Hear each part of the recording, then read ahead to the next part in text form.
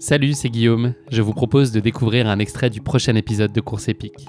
Course épique, c'est chaque semaine un invité, une course, une histoire hors du commun. Je vous donne rendez-vous tous les mercredis pour découvrir un nouvel épisode et vivre une grande et belle histoire de course. Mais avant ça, place à un extrait de notre prochain épisode.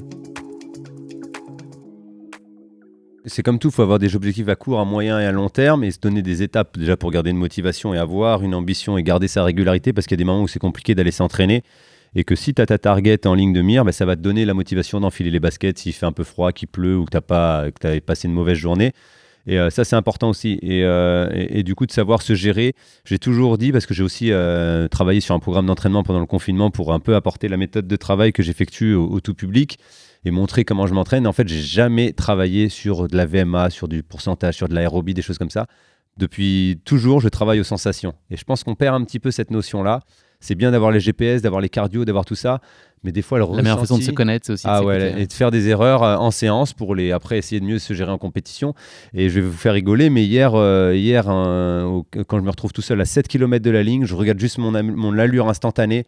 Là, je vois 2,53, donc j'étais plus vite que le tempo que je m'étais donné alors qu'il me restait 7 bornes. Après, ça m'a explosé derrière, mais je vois 2,53. Et là, je pense à Kipchoge qui est en course, qui est hyper relâché de ça. Et je lâche un sourire et mon coach me dit sur le vélo, mais pourquoi tu rigoles et tout alors qu'il me restait 7 kills et du coup, ça, c'est du plaisir. C'est énorme parce que tu vois ton allure, tu es plus vite que prévu, tu te sens bien, tu visualises un truc qui n'a rien à voir avec ton effort en direct. Je vois un autre athlète qui court. Et voilà, finalement, c'est ça l'entraînement en fait, c'est arriver à se connaître, des fois faire des petites erreurs, aller un petit peu plus vite sur certains moments de séance parce que tu te sens bien, mais te réguler un peu derrière. Et c'est toute une préparation en fait. Tu fais des séances où tu vas te trouer, d'autres où tu vas réussir, d'autres où tu vas être en survitesse, mais savoir se connaître pour avoir sa juste allure, quel que soit son niveau, que tu cours à 6 au kilo ou à 3 au kilo. On a tous des objectifs et du coup s'y tenir et apprendre à mieux se connaître pour mieux gérer son effort. Ça, c'est une philosophie que j'ai toujours eue et que j'aurai encore jusqu'au long de ma carrière pour me préparer. On l'a compris avec le caractère que tu dessines depuis le début de nos échanges, tu es un homme de rebond et donc tu penses très vite à l'avenir. L'avenir, il s'écrit désormais avec un objectif sportif très ambitieux qui est émotionnellement, je pense, sans équivalent, je pense qu'on peut le dire. Est-ce que tu peux nous parler de ce projet et comment il est né ? Du coup, ça fait un petit moment, je vous dis, je suis quelqu'un on qualifie de staccanoviste des pistes depuis longtemps parce que je suis quelqu'un qui aime énormément ce que je fais, qui aime beaucoup le travail et le travail en plus du travail, l'acharnement, l'assiduité, ça me fait pas peur. Aujourd'hui, là, je sors d'un stage au Kenya où j'ai fait des 190 km par semaine pour préparer un semi-marathon. Je sais quand il va falloir passer les 220, 230 pour préparer le marathon, je vais les faire, mais sans aucune retenue, sans aucune peur, parce que je vais avoir tout ce qu'il faut aussi autour. Hein. Bien évidemment, je ne fais pas 230 et après, je travaille à côté. Je suis professionnel, donc j'ai tout un tas de soins, de machines de récup qui vont m'accompagner à avoir cette charge kilométrique et cette charge de travail-là. Après, pour revenir du coup sur ce projet de long terme, passer sur route, depuis tout petit, on me demande quel est mon temps sur marathon parce que c'est la distance reine de l'athlétisme. Et comme je dis souvent, on connaît tous quelqu'un, ou on a tous fait un marathon, ou on a tous quelqu'un dans notre entourage qui a déjà fait, ou qui va faire, ou qui prépare un marathon. Donc ça parle à tout le monde le marathon. Et depuis tout jeune, j'ai envie de participer à cette distance mythique. Et c'est là que le projet est compliqué. Je suis un pistard, j'ai fait du 1500, j'ai fait du 3000 m steep, je ne suis pas forcément passé sur 5000 et j'annonce que je veux passer sur route. Et là, c'est une grande surprise parce que du coup, il y a plusieurs collaborations qui s'offrent à moi et notamment celle avec Kiprun que j'ai aujourd'hui. Et c'est pas sans émotion que je dis ça parce que j'en parlais encore hier au micro à l'arrivée de ma course sur le semi de Lille. C'est quand même délicat de prendre un mec qui a 34 ans, qui sort d'une blessure, qui tu sais même pas finalement s'il te ment ou pas, si elle est remise ou pas cette blessure parce qu'il peut te mentir quand il vient à l'entretien. Qui sort d'une blessure et qui te dit je veux faire ça sur marathon, je tente les jeux, etc. Mais quelles sont tes références sur route pour nous annoncer un passage sur marathon, si ce n'est ta persévérance et ta longévité de carrière et là, l'humain, forcément, là, ça parle plus de l'humain que de l'aspect sportif parce que c'est sur de la confiance. Est-ce que c'est appréciable pour toi finalement de retrouver cette fraîcheur et cette candeur sur une distance que tu connais pas ? Est-ce que ça fait aussi...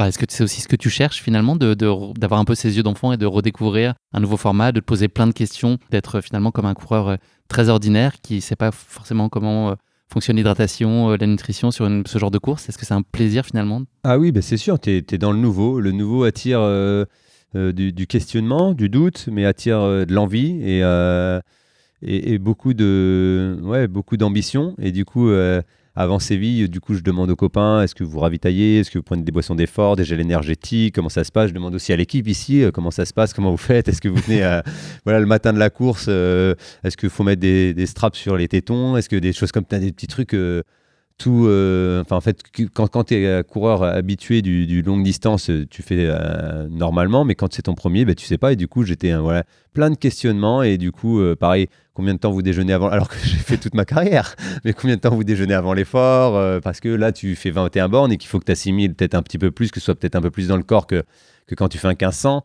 Donc, non, plein de questionnements, plein de doutes, mais du coup, j'ai de la chance d'avoir un entourage, encore une fois, on est des copains, on est des compétiteurs quand on est ensemble sur la ligne de départ, c'est la bonne guerre, hein, de la guerre joviale, mais c'est pas pour autant qu'ils me donnent des faux conseils, au contraire, on essaie de s'automotiver les uns les autres. Et voilà, encore hier, là, je vous dis, j'étais avec Florent Carvalho à Séville, à Lille, et du coup, il me donnait encore, j'échangeais encore avec lui sur plein de paramètres que j'écoute. Je suis quelqu'un qui a toujours été dans l'apprentissage, dans l'écoute, et en fait, on a toujours fait à notre sauce avec mon coach, mais en prenant en compte ce qui se faisait dans le monde entier, ce qu'on avait pu voir. En fait, on regarde ce qui se fait et on essaye d'adapter à ce qui me correspond. Et ça, pour moi, c'est important d'être ouvert comme ça sur l'entraînement, sur l'alimentation, sur l'hygiène de vie, surtout. En fait, on a essayé d'apprendre et c'est un perpétuel apprentissage parce que du coup, on est vraiment à chaque fois à l'écoute et on regarde les séances qui se font au Kenya pour le SMI, sur le marathon. J'échange avec l'Allemand qui vient de faire 2h07, Alman Alpetros, Sandré Moine qui a fait 2h05, et là j'ai encore son WhatsApp, hier il m'écrivait encore. Je suis pas dans ma science infuse avec Patrick, on n'est pas là à dire il faut faire ça, c'est ça qui marche, non. En plus, c'est encore plus dans cette discipline-là où on est nouveau, on écoute ce que font les autres, on regarde ce que font les autres et on adapte par rapport à ce qui me correspond, mais on a des grandes lignes qui sont vraiment similaires à tout coureur.